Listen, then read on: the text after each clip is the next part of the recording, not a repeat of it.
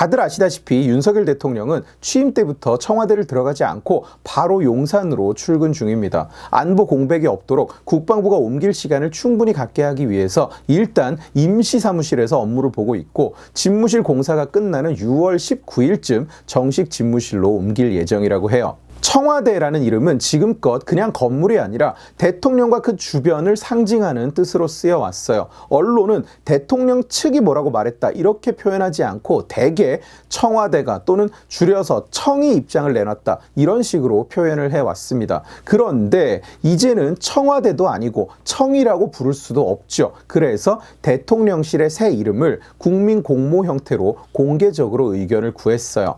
그리고 대통령실 발표로는 수만 개가 들어왔는데 그중에 5개를 추려서 국민 투표를 한다고 합니다. 5개는 국민의 집, 국민청사, 민음청사, 바른누리, 그리고 이태원로 22예요.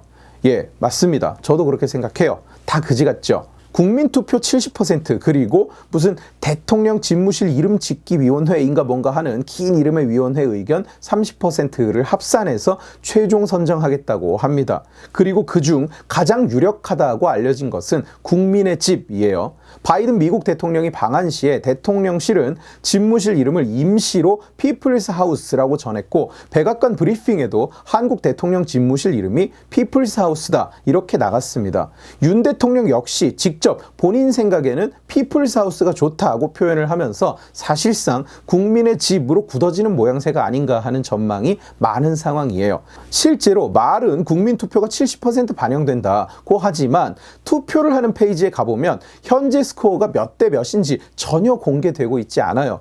국민 그 누구도 뭐가 가장 많은 표를 얻었는지 알 길이 없는 거예요. 마음만 먹으면 그냥 위원회가 하고 싶은 대로 정해버리고 국민이 이걸 선택했다고 말을 해도 우리는 알 길이 없죠. 거짓이 있다 이런 이야기를 하는 건 아닙니다. 그냥 그런 알 수 없는 상황이라고요. 회사에서 특히 무슨 조직 문화, 인사 혁신 이런 이름이 붙어있는 팀에서 새로운 아이디어랍시고 전사의 다른 직원들이 아무도 공감을 못하는 뭔가를 제안할 때는 설명이 주저리 엄청 깁니다. 이 단어는 이런 의미다, 저건 저런 의미다, 이건 중의적 표현이다, 의의가 어떻고 그 마음가짐이 어떻고 뭐가 담겨있고 이런 얘기들 개떡 같은 걸 던져놓고는 말만 잔뜩 길죠. 현장 직원들은 힘들어 죽겠는데 자기들끼리 본사 한 25층쯤 앉아서 이런 거나 하고 서로 시상하고 막 그러고 있죠. 이번 대통령실 이름 후보 5개도 마찬가지입니다. 위원회 말로는 국민의 집은 열려있는 공간으로 국민과 항상 함께한다는 뜻이다. 국민청사는 국민을 위하는 관청인데 청자는 국민을 듣고 사는 국민을 생각한다는 의미다. 민음청사는 국민의 소리를 경청하고 실천하는 뭐 어쩌고 저쩌고, 바른누리는 바르고 공정한 세상의 중심에 무슨 국민의 염원을 담았고, 이태원로 22는 국민과의 진정한 소통을 한다는 뜻이고, 뭐 와닿지도 않는 얘기를 막 지들끼리 장황하게 지어놨어요. 그런데 중요한 건 뭐냐? 그냥 구리다는 거예요. 장황하게 설명하는 저 뜻들도 혼란스럽지만 뜻만 좋다고 해서 좋은 이름이 되는 건 아니죠. 뜻이 아무렇게나 갖다 붙이면 그만 아닙니까? 제가 채널 이름을 지식의 갓으로 지어놓고는 갓은 갓을 쓴 선비의 어를 이어받아서 올곧은 지식과 조상의 지혜가 어쩌고 저쩌고, 그리고 갓김치의 갓을 의미하는 중의적 표현인데 라면을 먹을 때 잘 어울리는 갓김치처럼 채널의 컨텐츠가 뭐 국민과 잘 어울리고 이딴 말도 안 되는 소리를 하고 있으면 여러분 공감이 되셨겠습니까? 줄이면 지갓이잖아요. 지갓. 어디 가서 본다고 얘기도 못할 거예요. 어감이 이상해서. 너 지갓 보냐? 아니 지갓 그런 거 안 봐. 우선 부르기에 편해야죠. 청와대는 구중궁궐이라서 소통이 안 되고 뭐 이런 현실을 다 제하고 이름만 놓고 보면 간결하고 좋은 이름입니다. 줄여서 말하기도 직관적이죠. 그런데 국민의 집, 국민청사, 민음청사 다 어감도 안 좋고 읽기에 불편하죠.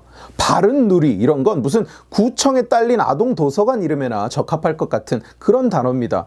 그런 단어에다가 바르고 공정한 세상의 중심에 대통령실이 있기를 바라는 국민의 염원이 담겨있다. 그 설명만 장황하게 갖다 붙이면 그게 와 닿습니까? 설명을 길게 하면 바른누리가 좋아져요? 방송이나 언론에서는 이름을 줄여서 불러야 됩니다. 기사 제목을 뽑는 것도 글자 수 제한이 있기 때문에 기자나 데스크는 이름을 붙이는데 골이 썩어요. 유튜브 영상 제목도 마찬가지입니다. 그런데 국민의 집은 뭐라고 줄입니까?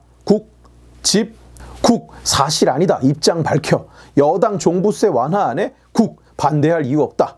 집, 검토한 바 없다. 뭐 아니면 국집으로 할까요? 국집, 새 비서관에 누구누구 임명. 국밥집 같잖아요. 다른 것도 마찬가지입니다. 국민청사, 바른누리, 뭘로 줄입니까? 바, 누, 청.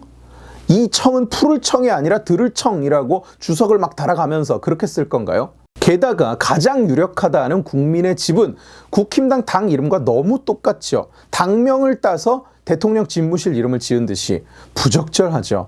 어차피 당 이름은 곧 또 바뀔 건데 맨날 바꾸니까 그때는 어떻게 합니까? 정권이 교체되면 그때도 상대 당이 국민의힘이 지은 국민의 집을 계속 쓸까요? 또 바뀌겠죠. 외국어로 뭐라고 표현될지도 중요합니다. 지금은 자식 이름을 지을 때도 영어로 읽을 수 있는 이름을 고른다는 시대인데 국민의 집 뭐라고 합니까? 국민의 집 아니면 People's House 다 이상하죠. 한자로는 뭡니까? People's House는 인민각 아닌가요? 인민각. 정권 교체되면 이름이 바뀌겠죠. 민주각으로. 다른 이름들도 외국어 친화적이지 않은 것은 마찬가지입니다. 바른누리 뭐라고 할 건가요? 바른누리, Righteous World, 민음청사는요. Listening Office, 백악관 브리핑이 볼만하겠네요. President Joe Biden visited Listening Office today. people이라는 단어를 우리는 자꾸 국민으로 번역하는데 people을 직역하면 사실 국민이 아니라 인민입니다. people은 군중을 세는 가장 기본적인 단위예요. 시민과 인민의 차이는 제가 영상에서 여러 번 설명했기 때문에 또 길게 얘기하지 않겠습니다만 people이라는 단어는 원칙적으로 citizen에게 요구되는 의무와 책임이 반영되지 않은 단어예요. 그래서 조심해서 써야 되는 단어입니다. 자칫하면 뜻이 이상해지는 거예요. 제가 실제로 직접 레딧에 질문을 올렸습니다. 국민의힘 공식적으로 영어로 People Power Party죠. People Power Party라는 정당 이름을 들으면 어떤 이념을 가진 정당 같냐? 진보 정당 같다. 만화에나 등장하는 정당 이름 같다. 어린애가 하는 말처럼 듣기에 어색한데 공산주의 냄새가 난다. 사회주의 아니면 이상한 싸구려 공산주의 분파 같다. 보세요. 영어 생활권에서는 People Power라고 하면 다들 공산혁명당의 이름으로 받아들입니다. 국민에게 힘이 되는 보수정당, 국민의힘으로 받아들이지 않는다는 거예요. 같은 맥락에서 People's House라고 하면 이게 국민의 집이 아니죠. 자유주의자 대통령이 직무를 보는 공간으로는 세계 그 누구에게도 받아들여지지 않습니다. 애초에 그 정당이 People Power라는 이름을 달고 있는 것 자체가 어처구니 없는 짓이에요. 그런데 집무실 이름을 그걸로 지으면 어떻게 합니까? 다른 나라들은 대통령궁의 이름을 어떻게 쓸까요? 제가 직접 하나하나 다 찾아볼 수는 없는데 외국에 잘 정리해놓은 자료가 있어서 살펴봤습니다.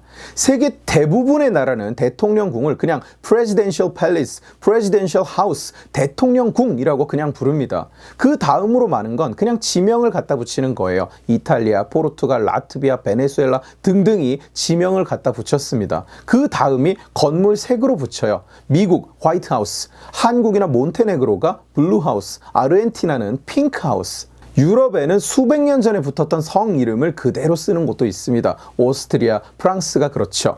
뭔가 의미를 갖다 붙이는 곳은 딱 몇 개밖에 없었는데 저는 고작 5개를 찾았어요. 카메룬의 통일궁, 가나의 기념궁, 쿠바의 혁명궁, 북괴의 태양궁이었습니다. 그리고 볼리비아의 대통령궁 이름이 바로 카사 그란데 델 푸에블로, 영어로 People's House예요. 그 이름을 붙인 건 에보 모랄레스라는 대통령인데 스스로를 공산사회주의자라고 칭하던 사람이에요. 놀랍게도 대통령 집무실에 따로 이름을 붙인 나라가 거의 없어요. 후보 5개 중에 이태원로 22, 그나마 심플하고 군더더기가 없죠. 잘못 해석되거나 시비가 걸리는 일도 없습니다. 읽기에 불편하고 줄이기도 힘들겠지만 그나마 가장 나은 게 이거죠. 이태원 22라는 이름을 보면서 권위를 내려놓고 국민과의 진정한 소통을 한다는 의미라는 건 대체 누구 머리에서 나온 억지인지 모르겠으나 차라리 제발 국민의 집보다는 이태원 22가 낫겠습니다. 제일 좋은 건 다 백지화하고 그냥 처음부터 다시 시작하거나 그냥 대통령실로 하고 줄여서 실이라고 부르게 하는 게 어떨까요?